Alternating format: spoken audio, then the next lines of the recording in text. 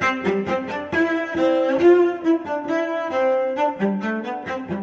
and welcome to My First Dungeon, the tabletop role-playing podcast where we help game masters learn new games and make each one better than the last. My name is Brian Flaherty, and I'm joined once again by our facilitator for this season of Good Society, Carolyn Page. How's it going? Oh, so happy to be here. I cannot wait to review all the shenanigans that we had together. I cannot wait either. But before we do that, I must introduce you to the rest of the cast of Good Society. We have with us Emma Fife. Hello, it's me. I'm here today Hello. And ready to dig into what went down in our very active little hamlet. We have Katie Maravich. Hi, I am also here. This is what my voice sounds like. We have Persephone Valentine. I'm also here, and this is what my voice sounds like. No, it's not. You're lying. All Liar. right, fine. I'll talk in my normal voice. Fine. Take all the fun out of it. I am here. And the last member of our cast, Nathan Yaffe, unfortunately could not join us tonight, but Ignatius will be forever in our hearts. And in honor of him, I must just say, Father! Son! Father! I love that. That's my favorite part. The reconciliation was truly fantastic. So funny. It really was. I was listening to it back. I'm like, I wish that I don't know what was wrong with me, but I should have gone deeper with it. Like, I feel like I half-assed it. Like, I should have gone, son! Like, Oh really? no, I think it was perfect. I truly thought that was the perfect character. Honestly, that was very fun. Also, that was my first time meeting Nathan. Very fun to play with. Yeah. Oh, Nathan's joy. The first time we ever played a home game, he did like that same kind of Matt Berry Oh voice my the whole god, time. so And funny. it's great. And we hadn't played it together in a while, or like just like a home game type thing. So it was great to like have that throwback, being like, oh man, flashbacks to 2019. And last but not least, we are joined once again by the creator of Good Society, Hayley Gordon. Hayley, welcome. Yay. G'day. Yay. Without you, we wouldn't have anything to record. Yeah, this wouldn't have existed without Hayley, to be totally honest. So, honestly, most important person here. Yeah, absolutely. Undoubtedly. And doing us the biggest kindness by joining us from Sydney, Australia. So we're across 3 time zones and quite frankly, the entire globe right now. Yeah. New York, LA, and Sydney, Australia. Ooh. So let's get cracking. First off, I think this is a pretty obvious question to start with, and I think we've already kind of answered it. What do you guys think of playing Good Oh Society? my goodness. Incredible. Yeah, this was my second time playing this game. I had facilitated it before, and it is such a delight. I think that one of the things that really is fascinating to me about Good Society is that the first time I ever experienced it, and again, I was facilitating, I had a friend who was playing that game who had literally never played a tabletop RPG at all.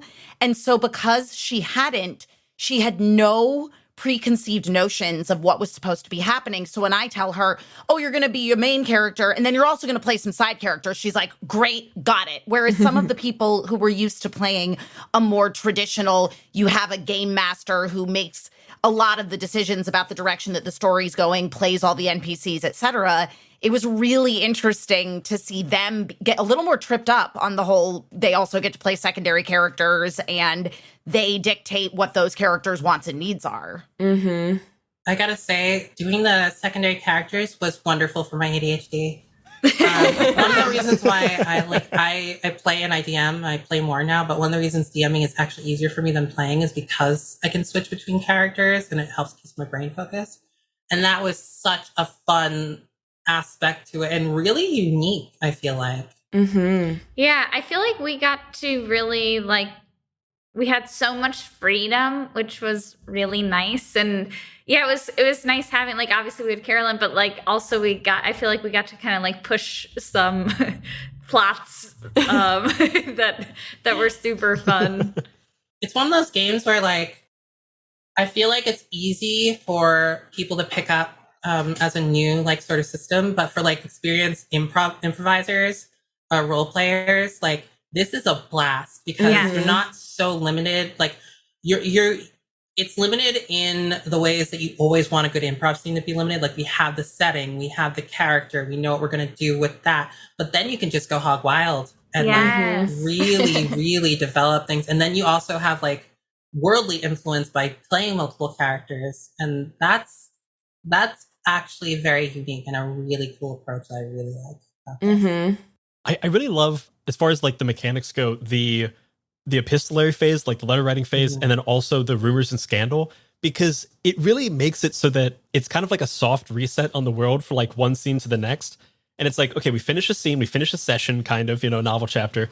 And then, okay, let's all talk about what this next scene's going to be, so that when we actually get into it, we have so many things like propping us up, and so much of an idea of the world that playing it feels incredibly smooth and natural. Yeah. Because you have so much information and so many like threads you can pull connecting you to other characters.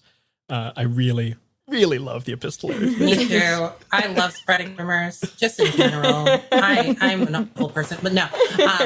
Like it's such a good world building thing. And like so obviously Dimension 20 pulled like a lot of the stuff from Good Society in their D&D game, Court of Fey and Flowers. Mm-hmm. And honestly, that was my favorite part of watching it. And it's my favorite part of this game. Like, just like, I would love to play a longer campaign with this sort of system, just like having all the drama elements. And also like the setting is so Regency. Like Regency is the basis, but you could put Regency anywhere, like in any sort of fantasy sort of sci-fi setting, like that kind of thing. So it'd be really cool to reskin it too. Like there's just a lot of things you can do here.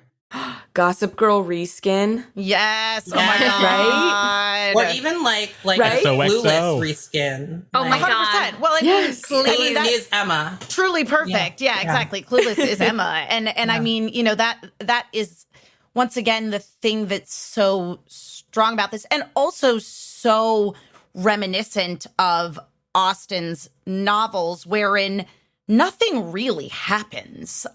It's very much driven entirely by character interaction. And so when you really keep the focus on that, you're just digging from, okay, what does this character want? And again, talking about also being the secondary characters, you also get to fight for what they want. And ultimately, that's why Austen's novels translate so well to whatever other setting. And I think the same can absolutely be said for Good Society. How did it feel running it? Oh, it was great. It was super. It felt like it was just kind of. It felt like more we were building it together. It's such a collaborative system, and when I was re-listening to the episodes, it was so great just to hear how eager y'all were, the cast was, to like just jump in, because everyone was so invested in the story. And I think that is much easier and more natural to happen in this system because of the way it's designed, because you have, with the epistolary phase, with the reputation phase, and the rumor and scandal phase, all the players have this greater sense of the world and how they fit in and how others perceive them, which, like, how much of that is in our own lives? Like, us thinking about how we're seen by other people. I mean, I'm a fucking actor in LA, so I probably think about it a lot, maybe too much, but like how we're perceived by other people is so much of what makes up our day to day. And having all the players be aware of how their characters are perceived is such a gift and gives such a richness to the world. Like, where in more traditional systems, it's easy to that feels a little flat, feels like a less realistic world. I think the choice of the term facilitator is also like really apt, because it is, like, listening back as I was editing and stuff, it is clear that like it is definitely less of a like game master role of like, this is my world, I'll tell you what happens. It's more of just you kind of standing there and being like, okay, here's what you want to do. Remember, it's just kind of like a remembrance, it's like pushing you towards the area that we've already said we want to play in. Just, literally facilitating the fun rather than like lording over it in the way that like a traditional game master player relationship often is. It allows for more play from the facilitator, I think. Like, it's like, yeah, you're occupying the space of the world, but like there's still that element of like, you're a player in this too, I loved getting to be Grantham Gilliam. That was so funny. Yes. Carolyn, I thought you did I enjoyed the whole thing, but I thought you did a fantastic job as facilitator. Oh, thank you. And I could actually hear like little moments where you were stepping in to help everyone like guide the story or keep the spotlight moving or keep the story going like in the moment where Ignatius, reconciled with his father in that first novel chapter, then you stepping in as a mother character to be like, not so easy, Ignatius. I saw that. And I was like, that's a very good little way of like keeping that character's story alive and that desire going. Also the way you move the spotlight. So I was like a big fan. I was like, oh, Yeah. I think specifically thinking back to that move, and propelling the story forward like that, so much of that inspiration came from our first conversation before I GM'd. And just so everyone, if you're ever running a game, if you can have like an in-depth interview with that game's creator before you GM, I highly recommend it. Perfect. Yes. Easy. It does. Easy. I've played in a few games with the creators of games. Like I did one of the first promotional games for Thirsty Sword Lesbians, and the creator was in that game. It does lend something interesting to it. And it's also like so exciting to see people like just excited to have you play their game and like what you do with it. Just on that very particular note, quick shout out to our co-producer Elliot Davis, who just released Project Echo, a game of his design this past week. Yay! And we've been geeking a ton over the past week. Are you playing it on this channel? We will be playing it next season. Fantastic question. Isn't it a solo player game? It's a solo game, so we're kind of doing it as a like audio drama. Oh my gosh, that's so like cool. But we've been sending back and forth, like anytime we see any kind of milestone, we're like, oh my god, did you see this? Oh my god, did you see this? And it's great to see people being excited about playing a game, and just me watching him be so excited about people playing his game is incredibly fun. Aww. I think the setup for this podcast is very interesting, and I don't think a lot of places have done it, where they get the creator to sort of like talk about the game with the person that's going to run it. Then you run a system for the first time. That's really brilliant, especially like I think.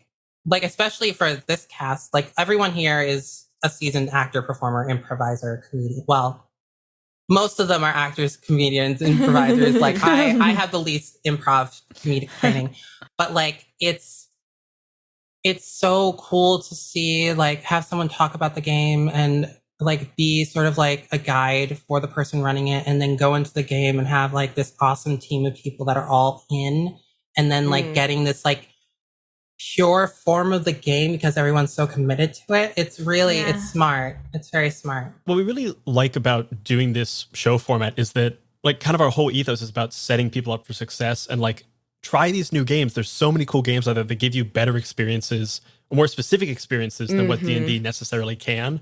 Like sure, you could do a Regency era thing in D&D, but it's not necessarily built directly for that. It's like the Swiss Army knife of RPGs.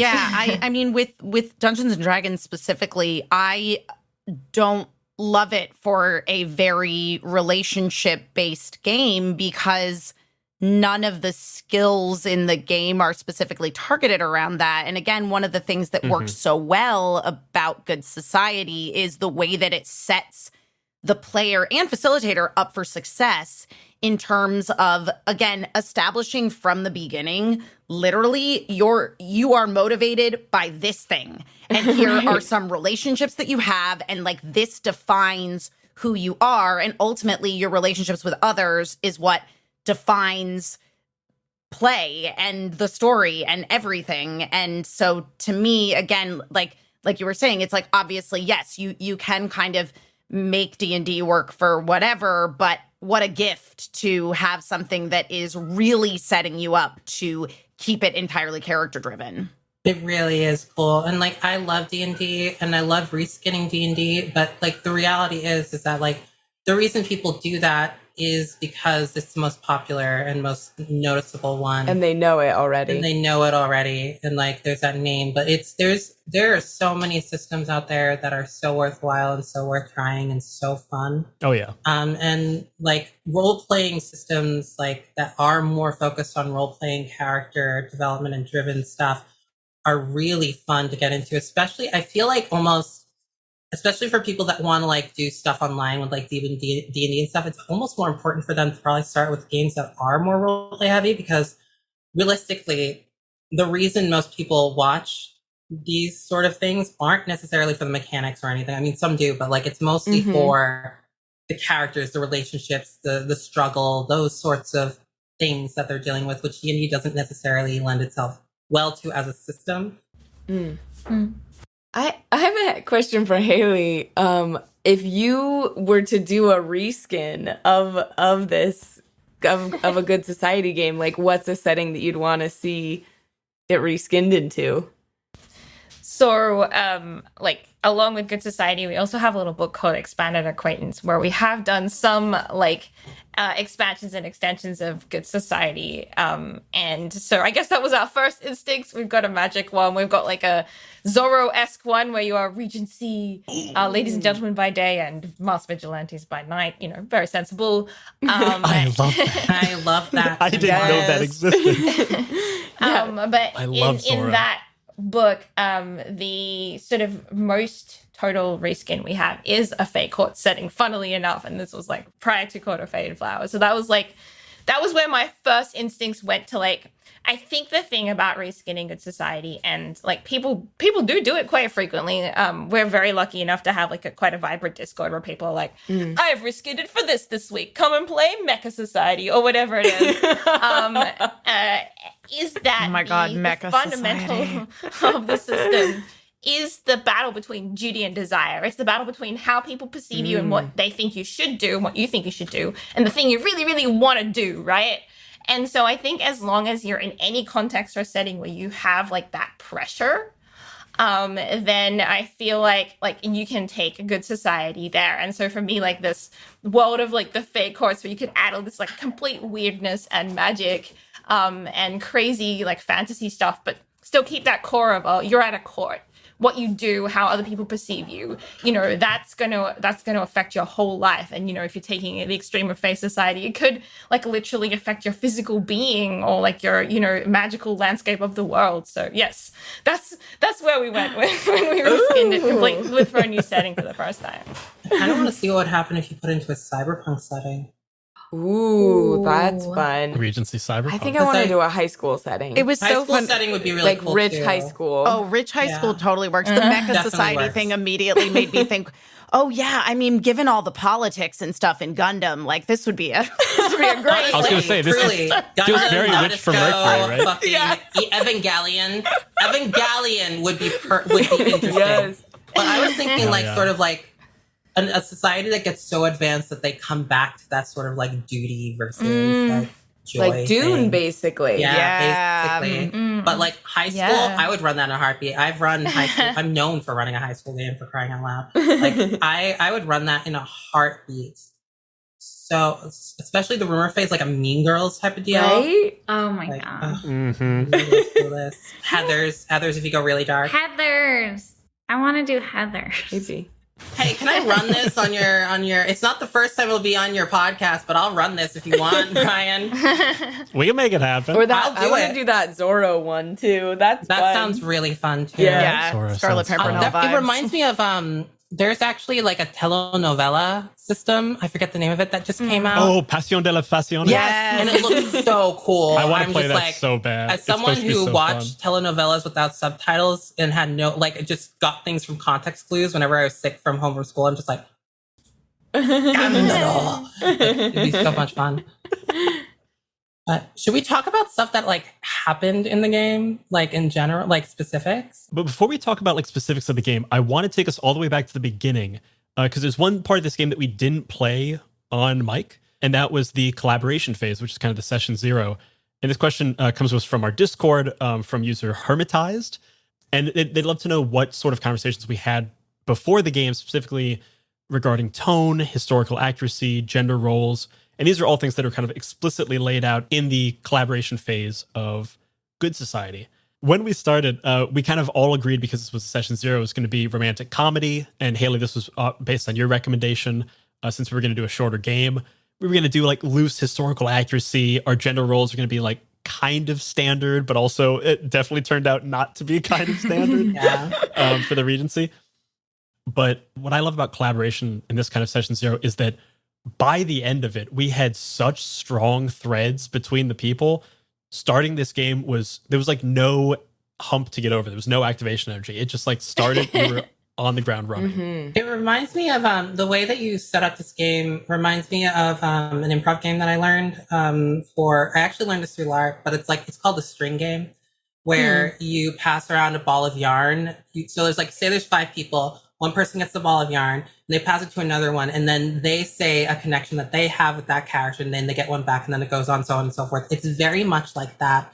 And that game's one of my favorite things to do to establish characters, and having it built in as a mechanic, sort of in a different way for this, really strong, leads to really strong role play. Because we did the romantic comedy and basically used all of the suggested, character relationships and motivations and backgrounds. And so it worked out really well because we had a nice kind of basis to start with. And then it just became assigning out the different ones. And it was I think, people kind of started off by picking their background or something like that. And then as we started to choose the relationships, it all just kind of naturally fell into place from there. And so it was one of those things because I remember that one of the things was, your relationship is one of the other major characters is your sibling. And so Nathan and I figured out that's what we were going to do.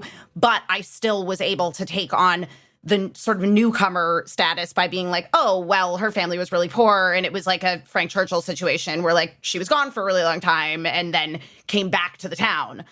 And that was so perfectly able to fit in with Nathan's desire to reconnect with his family. Yeah. I was I just kept getting my mind blown by all those connections that just felt so natural. Yeah.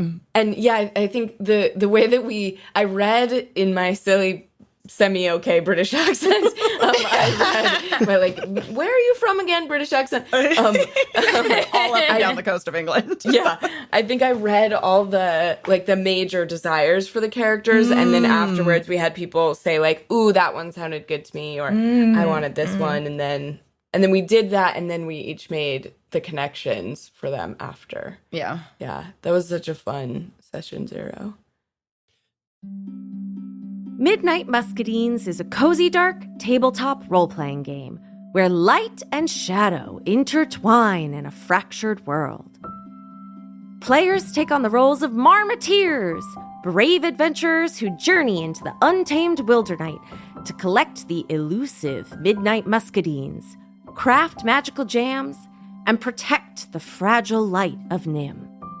Through collaborative storytelling and resourceful gameplay, players weave tales of courage, community, and the pursuit of balance.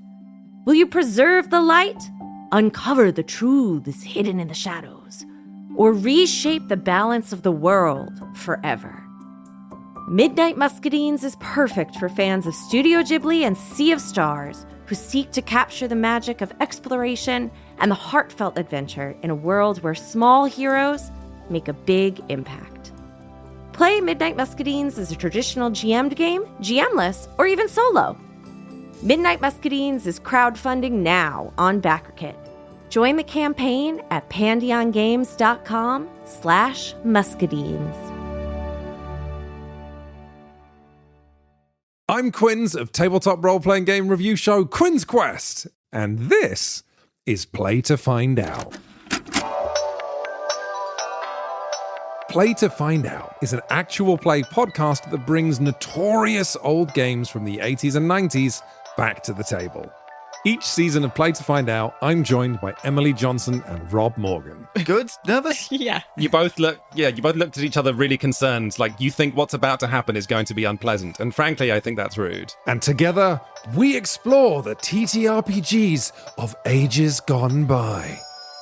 Our goal? To separate the TTRPGs that deserve to be remembered from those that maybe don't. I don't know, Emily. It was the 80s. Also, a lot of people were on cocaine. We blow the dust from decrepit systems to learn how they work. Your 100 on the encounter table bursts out. Right, you've encountered a fog. Get ready Don't laugh. Does one get ready for a fart? Don't laugh. Encounter their unique quirks. I do finger guns to cover up how I wince. Yeah, a weird thing happens as you do finger guns. Oh no.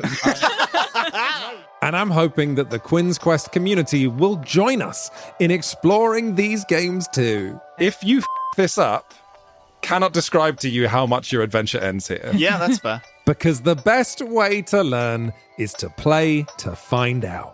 Play to Find Out is available now on the Quinn's Quest Patreon, but the first episode of each series streams for free on the Quinn's Quest YouTube channel and wherever you get your podcasts. Anyway, you failed the Earth Tech roll, and you made jokes while I was doing my exposition, so you don't get to hear any more. Oh, no. Come on. I was shook as...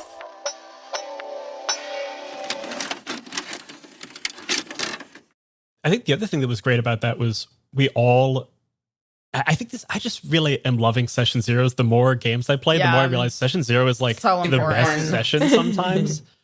And I think games that specifically design Session Zero, like this, we played Die recently that has an amazing Session Zero kind of mechanic in it. It helps so much for Session 1. Like, it's night and day. But Katie, I know when we were building our characters, you very quickly latched onto the idea of you were a playwright. Yes. And there was a moment where all of us were playing around with the idea of like, Nellie's a bad playwright. But then you got to come in and like in this kind of pre-idea phase, be like, no, Nellie's a great playwright. Yeah. She's just And kind so, of like, an asshole. Yeah. It just like She was, changed the but she joke. grew. She did grow. I knew exactly like who I want it to be. I want it to be like very creative, like very good at what I do, but then also just like so bad socially. And I was like very determined. There, even in the game, and I don't remember which act, someone was like, "Oh, and like this other person's actually way better than Nellie." And I was like, "No, no, Nellie's good. Nellie's really good." I think that was me. Was that in the game or the Session Zero? No, it was in that the was game. in the. Yeah, that was in the rumor me trying phase. to downplay. And didn't I think I had like a semi breakdown where I was like, no, Nellie's actually really good. Yeah. Oh, yeah, for sure. I was determined. Yeah. I was like, I'm just being a bitter axe. Yeah, I also love that Nellie's first line of like in-character dialogue was, "What?" What? Just a little jerk. I love it. A jerk that found an actual, like, a really interesting romantic situation.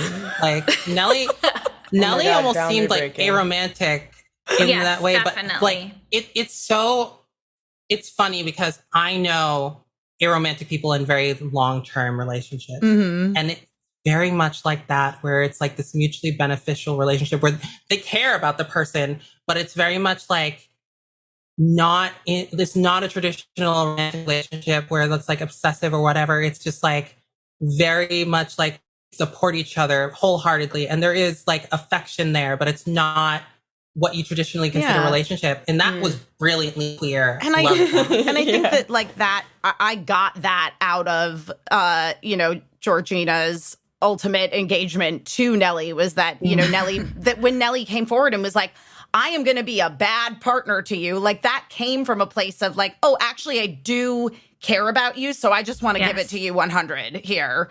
And then ultimately, Georgina decided could be mutually beneficial. And that's how we ended up with our successful theater company. You met Nellie where Nellie was, and you were like, this actually can work for me in this context. That's just and that good honestly relationship made advice. Nellie be like, maybe I can be Yeah. a decent partner to this because my needs are understood. I didn't know where that monologue was going when I started. And I went, no, yeah, like this is going to be fine. Georgina is going to be a woman of the world. She and Nellie can go into business together. And yeah, it's just like all worked out. Honestly, it's so gay. So like not just like lesbian, but like so queer. Truly Such a queer. cool dynamic to put in the game. There's a fun moment in that monologue where you can, like, as I was editing it and like putting the music under, you can hear you like figure it out and like all of a sudden switch. And it's like, oh hell yeah! Oh, The music yeah. swells in a weird way. Yeah, and like that's a thing in good society. Like sometimes when we're playing and people are like, oh, I don't know which way my character is going to go, and then we're like, how about you monologue it out? And there's something about that reflective process of like putting your feelings out there that can help. But I think like marrying as Georgina did to get your dowry, that's like Regency Yes, 3D to get her own right dowry. there. So Yes. smart. To get her own dowry, yeah. I'm full disclosure, when we decided in the session 0 to not play historical gender norms, to be like loosey goosey kind of with history, and then disregard gender norms, I was like, oh, where's the drama gonna come from? Because so much of these stories are like just basically about women are repressed and have no rights, and that's Honey, you can make drama happen anywhere where it's gay. yeah. And then I was just literally one of the notes I have written down for today is a gayer world is a better world. Yes. It was so fun because everyone's just like free to create more drama. Because you could fuck anybody. Well, because you can fuck anybody, exactly. And that I think was one of the things that again was so nice about playing fast and loose with the gender roles, was that we basically created a world wherein still marrying for status is very, very important, but it doesn't have to be between a man and a woman. There was nothing scandalous about the fact that 2 women had previously been engaged or that 2 women ultimately married each other in the end. Mm-hmm. But that That's a three-way great- and dance, that's a that great was thing. a But the dowry, The three-way dance was we a still scandal. hit the thematics of the time era too, like Yeah. with the dowry and all of that Mhm. stuff. So like, yeah, no, this was just another game. And we all got to lust after Christopher Hunter. Oh my God. Yeah. We ended up married too, our characters. We did. Yeah. And we were just like, oh my God, Our we're little both horny schemers. for the stable hand. We're not going to treat them badly because of the power dynamic, but like, it's good to look. Just make them wear short shorts. Yeah. Like, Just progressively shorter shorts. it's also, But pay like, him just really well. it's funny because we had the sort of like, my character started off as breaking up an engagement with a woman and then ended up with a man. Mhm. And like that in of its own is sort of like a progressive thing too. Mhm. Like ain't no fifth season Willow no bye here, you know?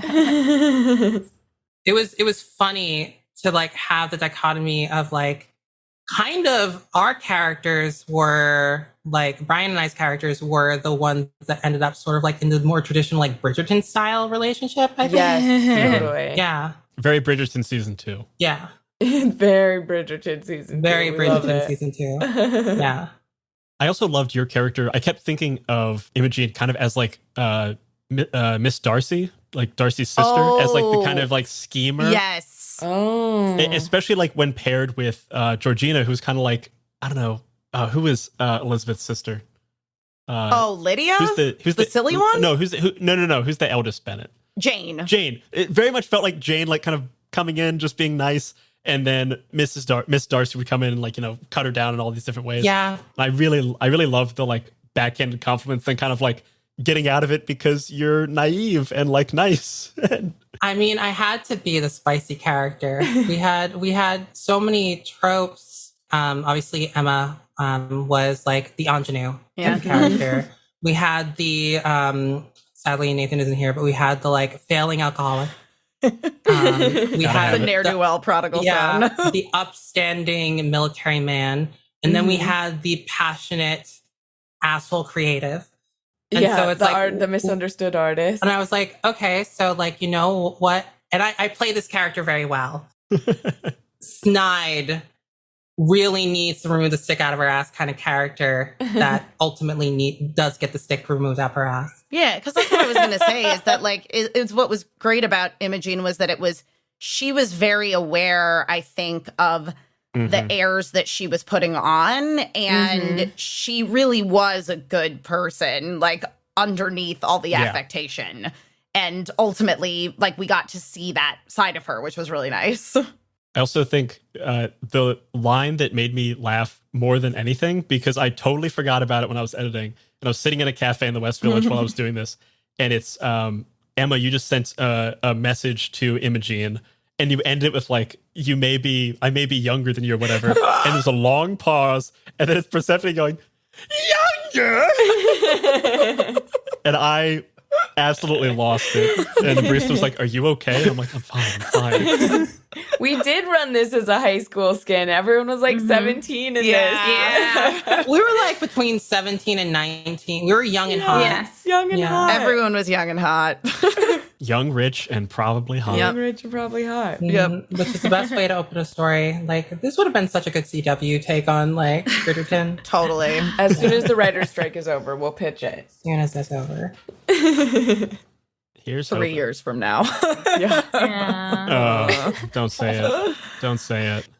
Let's talk a little bit more about like specifics from the game that we played. Does anyone have any like big highlight moments from either their character or from another character that you really want to call out as being like your favorite bits of the game? I just have a general for everyone, I think, and this relates to the system too, is just the character arcs that everyone was able to go on as a one shot and like change. I mean, it took the ghost of Katie's character's mother appearing to give her character change part, which I fucking love that move.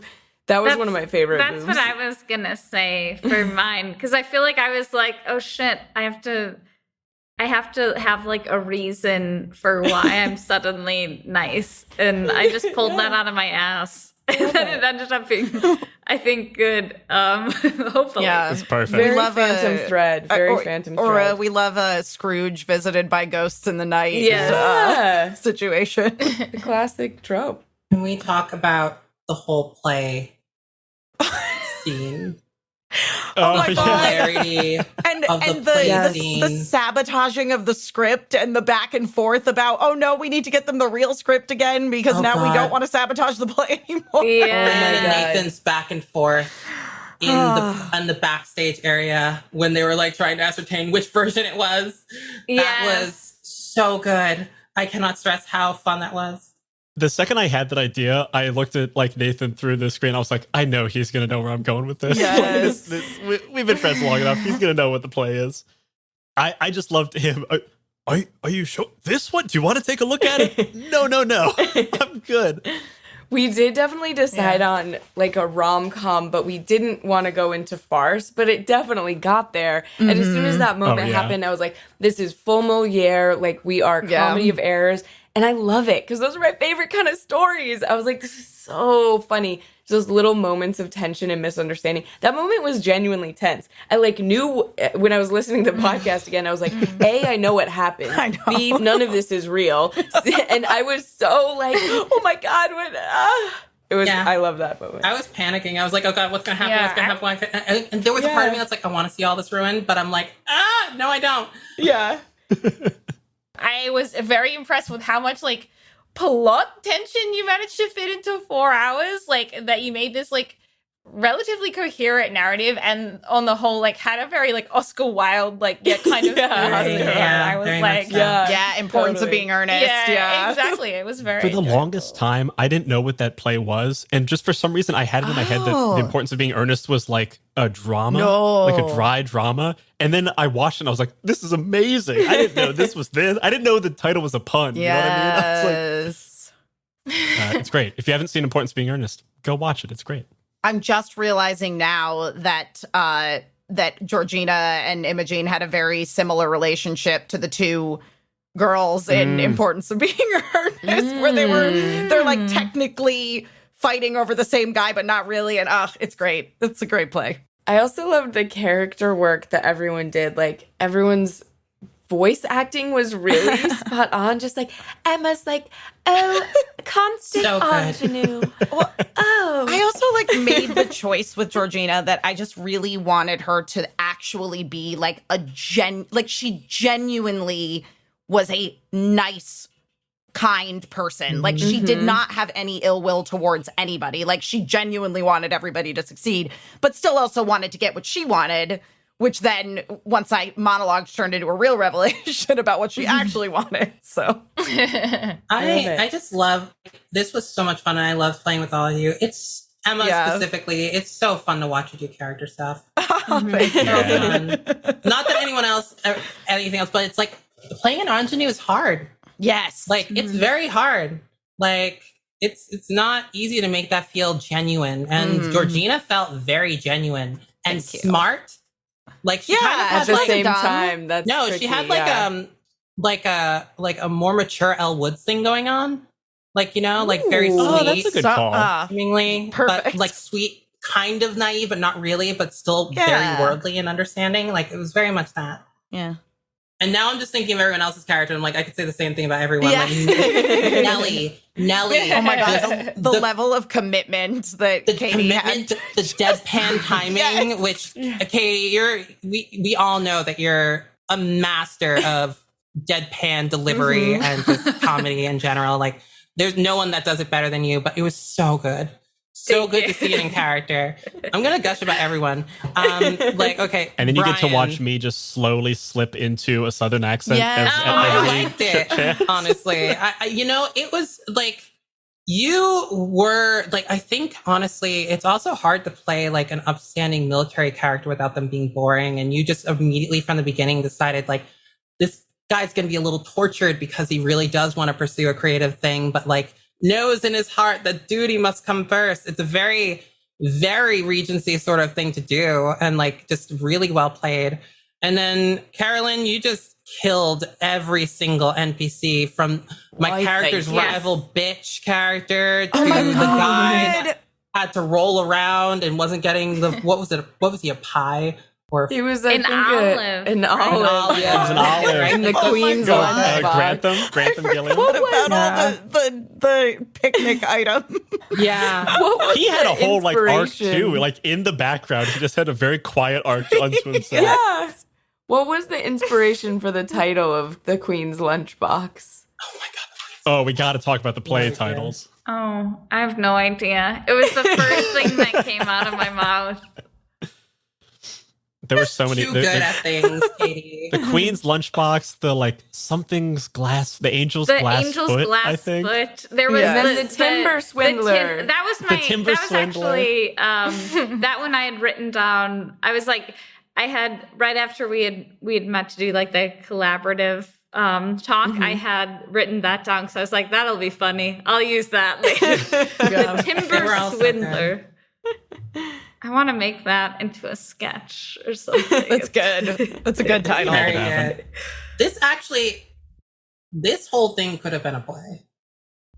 Oh yeah, play? definitely. Like you could turn this into a 2-act play. Very Oh easily, yes, and it would be hilarious. absolutely. A play This would about be putting a on a very play. funny play. Yeah. This would be I such would a love funny it. play. You know, it worked pretty well for Hamlet. So I don't know. Yeah. It's worked for a lot of plays. Yeah, I think it would be pretty funny, honestly. I Yep, think let's this would get make it. a good live show for sure, like on stage somewhere. Ooh, Yeah. my first dungeon, X Good Society Live, coming to you. We're just announcing we're actually just following Taylor Swift's tour around the world. Amazing. We're doing 152 yeah, shows. we're opening for Taylor. Oh my Oh my God. god, Taylor a Swift. play before Taylor Swift. If Everyone's like, what? I feel like if anybody would be open to it though, like Taylor's the girl. Yeah, you know? probably. Taylor or Beyonce, honestly. Beyonce's got Oh my Beyonce can God. do whatever she wants. I love this. We'd all have to become much better dancers if we were going to be doing Speak for yourself. opening for Beyonce. Well, and that's the thing that I'm an actually all right I don't know. that I think is really fun about this, because there have been in LA and I'm sure New York as well some like Regency improv kind of things, and I think honestly you could just take this existing system and translate it to an improv sort of situation where you An actually interactive are theater lark yeah, where you situation. actually like are up on your feet and you have a dance and stuff. Like you just physically do your actions while still having things like the letter writing phase and the like trading influence tokens and playing multiple characters. Like I think it would work great. Haley, what did you think of our letters? How did we do? Oh my God. Grade our papers, God. Oh, teacher. No. Grade our papers. Oh, boy. I think we had homework, right?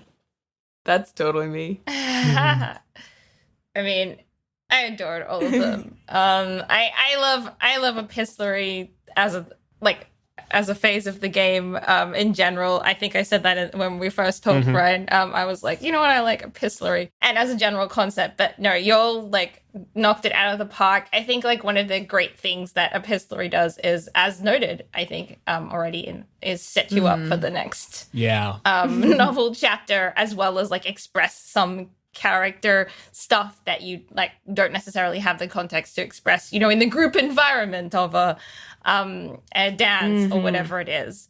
And like I really loved, obviously you mentioned you're all seasoned, you know, improvisers and performers, that story instinct you all have to like express something about your character, but also further the story and like move the story forward as well. And that very much came through in Epistolary and, you know, the whole game. A+ for us, gang. Yay! Yeah.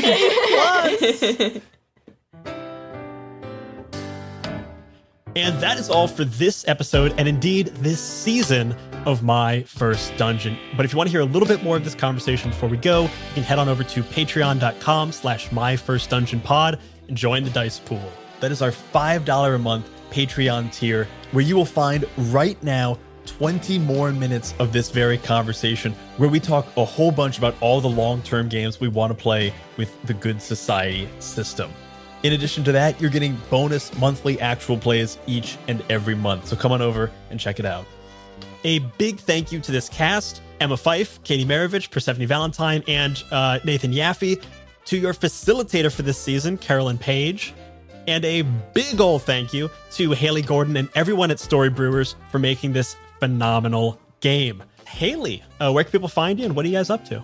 Yeah, you can find us at Storybrewers on Twitter, YouTube, Facebook, and you can find this game and the other many games we have on our website if you just Google Storybrewers Role-Playing or Good Society RPG, or even, I think, like Regency Drama RPG, you'll find this game. Ooh, you got good SEO. It's a very crowded Regency Drama RPG market, but we're very lucky to have the good SEO. And we've been up to, we just released the digital version of our latest game, which is called Fight with Spirit. It's a sports drama RPG for, you know, being teenagers growing up, doing sports stories and sports drama with your friends. The physical version is coming out later this year, so we're very excited to see that. We won't even have to reskin this game for high school. We'll just play that one. Now we're a volleyball team. Let's be honest, we were always a volleyball team.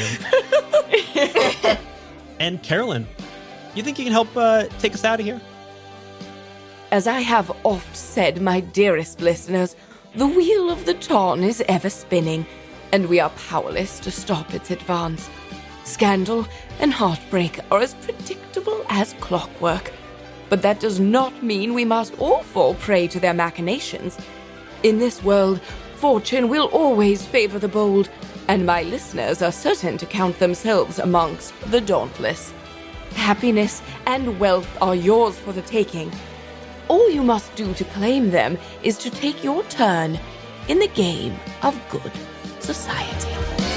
Ta, for now.